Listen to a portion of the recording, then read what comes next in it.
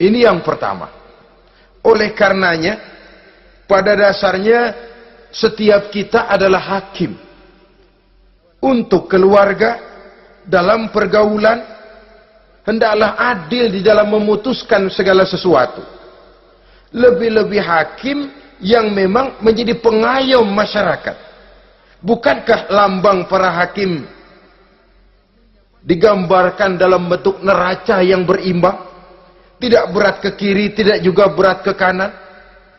Dalam arti objektif memberikan keputusan sesuai dengan hukum, sehingga masyarakat terlindungi. Dan hakim yang adil secara praktis adalah musuh daripada setan. Dimanapun setan dan iblis paling gak demen sama hakim yang adil. Itu merupakan musuh besar bagi setan. Yang menyalahkan yang salah, membenarkan yang benar. Walaupun yang salah orang besar, yang benar orang kecil. Dan kita memang oleh baginda Nabi diajarkan satu doa. Allahumma arinal haqqa haqqa warzuqna tiba'ah. Ya Allah, perlihatkan kepada kami bahwa yang benar itu benar. Sebab sering kita lihat yang benar jadi tidak benar. Ini memerlukan kekuatan batin. Yang benar tampakkan kepada kami kebenarannya ya Allah. Sebab sekarang banyak ketidakbenaran yang dikamuflase. Banyak ketidakbenaran yang diberikan lipstick. Sehingga kelihatannya menjadi benar. Ini baik doa ini saya pikir dibaca oleh para hakim. Allahumma arinal haqqa haqqa. Ya Allah, perlihatkan kepada saya bahwa yang benar itu benar.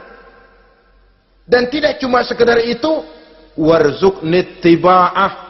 Berikan kekuatan kepada saya untuk mengikuti kebenaran itu. Sebab kadang-kadang terjadi juga dia tahu yang benar itu benar, tapi tidak punya keberanian moral untuk mengatakan bahwa itu benar. Dia tahu itu barang yang hak, tapi tidak terpanggil mengikuti yang hak. Tidak punya kekuatan moral untuk mengikutinya.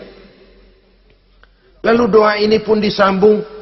Wa arinal batila batilan warzuqna ijtinabah. Wahai Allah, perlihatkan kepada kami bahwa yang batil adalah batil. Bahwa yang salah adalah salah. Bahwa yang munkar adalah munkar. Berikan kepada kami kekuatan untuk menjauhi yang munkar, yang batil, yang zalim. Saudara-saudara kaum muslimin rahimakumullah. Kita sering mencaci kaum pelacur sebagai sampah masyarakat.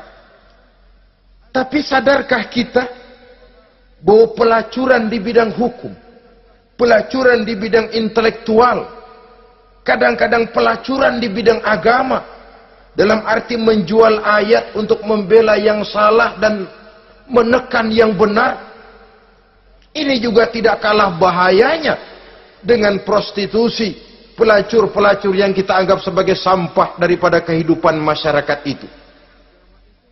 Oleh karenanya, maka hakim yang adil merupakan musuh utama daripada iblis dan setan.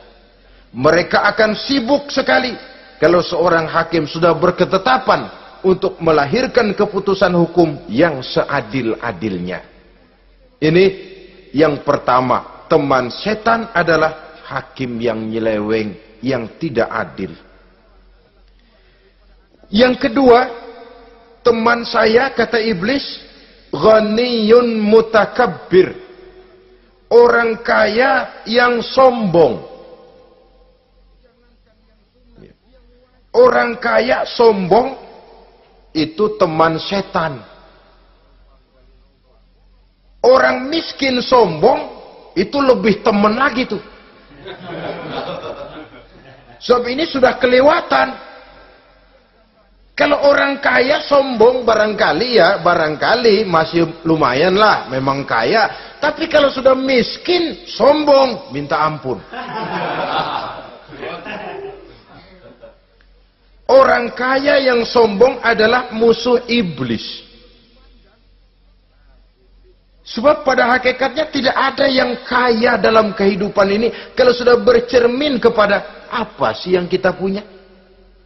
Nabi Sulaiman karena merasa menguasai antara masyrik dan maghrib, satu hari pernah mohon izin kepada Allah, ya Allah, saya mohon izin kepadamu untuk memberikan makan kepada seluruh makhluk-makhlukmu sekedar satu hari saja.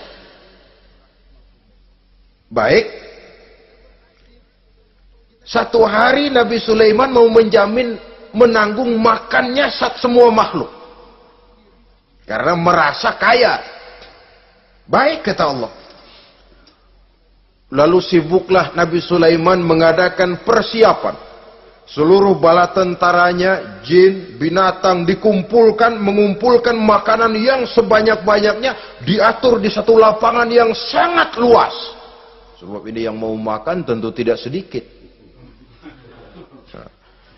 Sudah selesai persiapan, kata Allah, sudah selesai Sulaiman? Sudah, ya Allah. Nah, aku mulai dari makhlukku yang paling di bawah, ikan. Ikan Nun dipanggil oleh Allah. Rezekimu hari ini mau ditanggung Sulaiman. Naik, makan. Naik ikan ini. Sekali makan seluruh persiapan habis.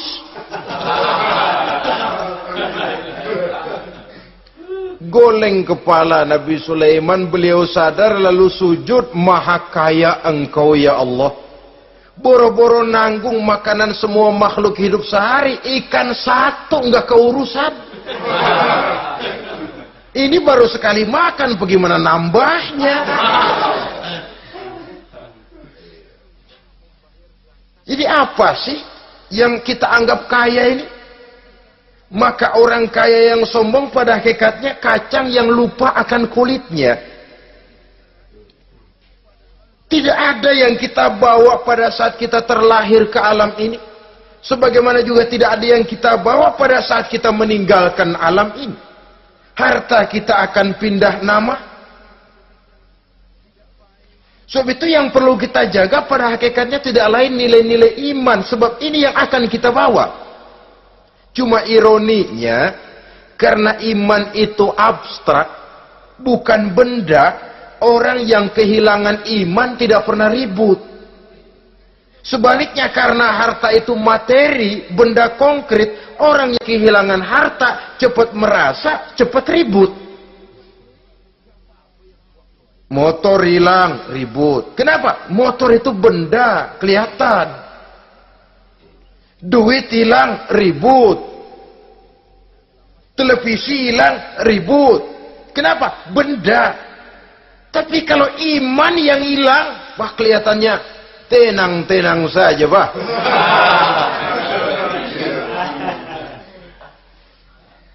Padahal ini usaha iblis, bagaimana orang kehilangan iman, menjadi kafir, masuk grup dia untuk menemani dia di dalam neraka nanti.